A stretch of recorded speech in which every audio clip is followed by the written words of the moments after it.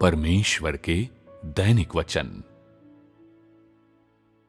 परमेश्वर स्वयं का कार्य वह दर्शन है जो मनुष्य को अवश्य जानना चाहिए, क्योंकि परमेश्वर का कार्य मनुष्यों के द्वारा प्राप्त नहीं किया जा सकता है और मनुष्यों के द्वारा धारण नहीं किया जाता है। कार्य के 3 चरण परमेश्वर के प्रबंधन की संपूर्णता हैं और इससे बड़ा कोई दर्शन नहीं है जो मनुष्यों के द्वारा ज्ञात किया जाना चाहिए।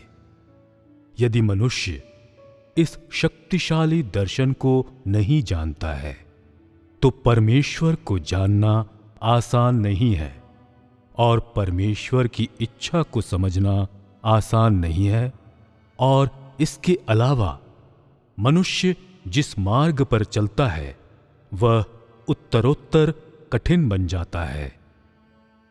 दर्शन के बिना मनुष्य इतनी दूर तक नहीं आ सकता था। ये दर्शन ही हैं जिन्होंने आज तक मनुष्य की सुरक्षा की है और जिन्होंने मनुष्य को सबसे बड़ा संरक्षण प्रदान किया है।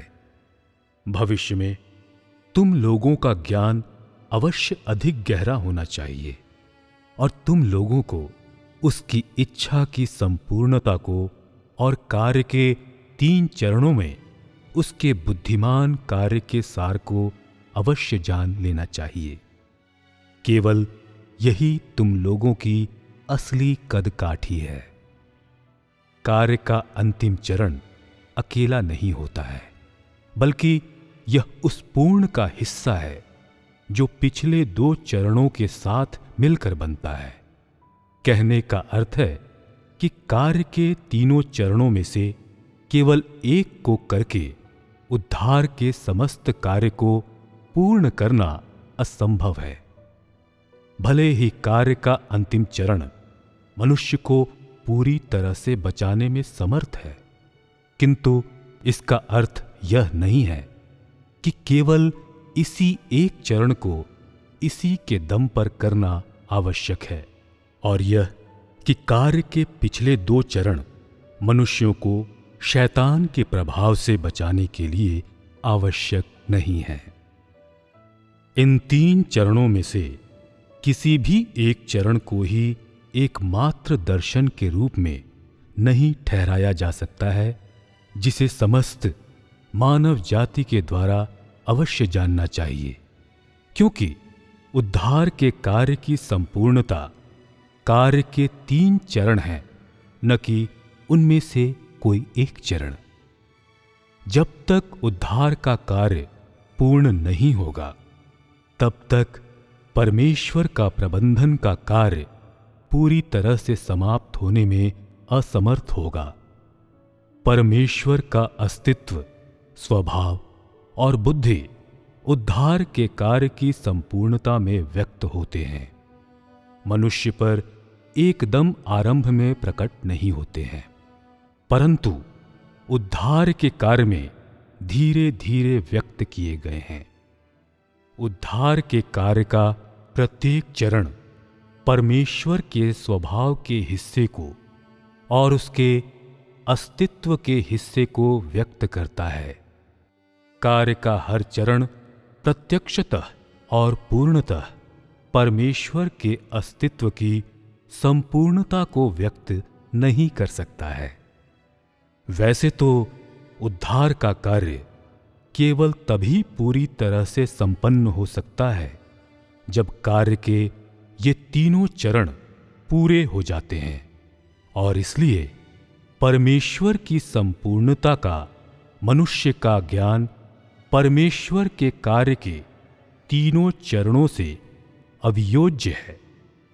कार्य के एक चरण से मनुष्य जो प्राप्त करता है वह सिर्फ परमेश्वर का स्वभाव है, जो उसके कार्य के एक ही भाग में व्यक्त होता है। यह उस स्वभाव और अस्तित्व का प्रतिनिधित्व नहीं कर सकता है जो चरणों से पहले या बाद में व्यक्त होता है।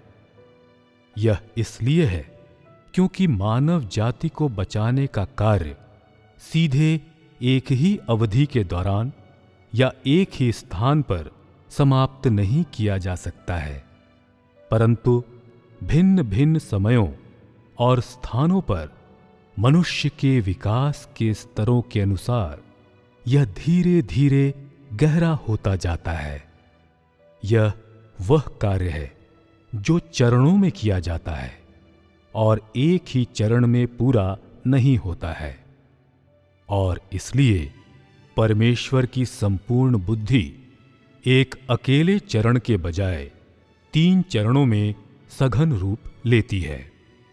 उसका संपूर्ण अस्तित्व और संपूर्ण बुद्धि इन 3 चरणों में व्यक्त होते हैं, और प्रत्येक चरण में उसके अस्तित्व का समावेश है और उसके कार्य की बुद्धि का अभिलेख है। मनुष्य को इन 3 चरणों में व्यक्त परमेश्वर के संपूर्ण स्वभाव को जानना चाहिए। परमेश्वर के अस्तित्व का यह सब समस्त मानव जाति के लिए अत्यंत महत्वपूर्ण है, और यदि लोगों को परमेश्वर की आराधना करते समय यह ज्ञान न हो तो वे उन लोगों से किसी भी प्रकार से भिन्न नहीं हैं जो बुद्ध की पूजा करते हैं। मनुष्यों के बीच परमेश्वर का कार्य मनुष्यों से छिपा नहीं है, और उन सभी को जानना चाहिए जो परमेश्वर की आराधना करते हैं, क्योंकि परमेश्वर ने मनुष्यों के बीच उद्धार के कार्य के 3 चरणों को पूरा किया है।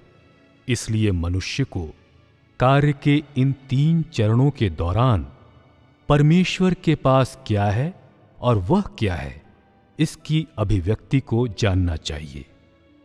यही मनुष्यों के द्वारा अवश्य किया जाना चाहिए। परमेश्वर मनुष्यों से जो छिपाता है, यह वह है जिसे मनुष्य प्राप्त करने में अक्षम है और जिसे मनुष्य को नहीं जानना चाहिए, जबकि परमेश्वर मनुष्य को जो दिखाता है, यह वह है जिसे मनुष्य को जानना चाहिए और जिसे मनुष्य को धारण करना चाहिए। कार्य के 3 चरणों में से प्रत्येक चरण पूर्ववर्ती चरण की बुनियाद पर पूरा किया जाता है।